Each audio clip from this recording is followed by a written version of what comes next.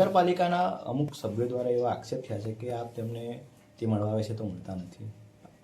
જી, એટલે સભ્યોને કોઈ વાર મળવા આવ્યા હોય ત્યારે હાજર ના હોય બની શકે, પણ પ્રમુખને કહીને જ અમે જતા હોય, ક્યાં પણ જતા હોય કામગીરી માટે. એટલે સભ્યોને પણ બધાને વિનંતી છે કે પ્રમુખનો સંપર્ક કરવો, કે કદાચ ચીફ ઓફિસર ના મળે, કારણ કે દરેક સભ્ય આવે ત્યારે ના બીજા કામમાં હોય તો ના પણ મળે, તથા વધારાનો ચાર્જ હોય તો ના મળી શકે.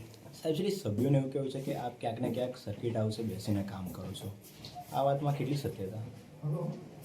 તમને શું લાગે છે કે સર્કિટ હાઉસ કંઈ કામ હોય, કોઈ કર્મચારી ફોન આવ્યો હોય કે તાત્કાલિક જન્મનો દાખલો કે 1-2 કરવાના છે તો બોલાવી લીધા હોય, બની શકે. એમાં તો એ તો કામ કરવું તો સારી વાત છે. તમારે બધી એમને કહેવું જોઈએ કે સારું કામ કરે છે તો રોકવા, ના કામ કરતા હોય એનો તમારે જાણ કરવી જોઈએ. કામ કરતા હોય એ કંઈ તો પોઝિટિવ વસ્તુ છે આ તો. સાહેબ શ્રી ડાકોરની સ્વચ્છતા બાબતે આગામી કોઈ યોજના?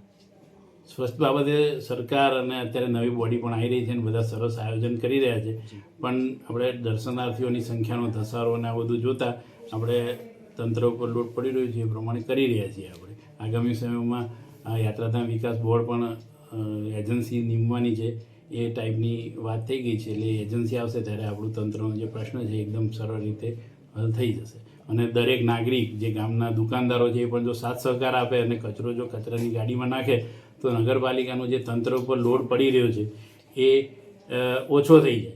અને આ નગરપાલિકા 3 ટાઈમ સિટી વિસ્તારમાં આપણે ગાડી ફેરવીએ છીએ, પણ એટલે બધા નાગરિકો કરતાં દુકાનદારોનો બધાનો હજી સાથ સહકાર પૂરો મળતો નથી.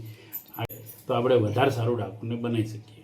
સાહેબ શ્રી ખાસ કરીને ગોમતી તળાવની સ્વચ્છતા બાબતે વાત કરીએ તો ગોમતી તળાવમાં અત્યાર સુધી નાળો હતી જ, અને આગામી સમયમાં ગત સમયમાં એનું સાફ સફાઈને બધું કરવામાં આવેલું છે, અને એનું ટેન્ડર આપેલું છે વાર્ષિકમાં. એટલે જે એજન્સી દ્વારા એની સાફ સફાઈ કરવામાં આવે છે એ રૂટીન પ્રક્રિયા છે. અને જી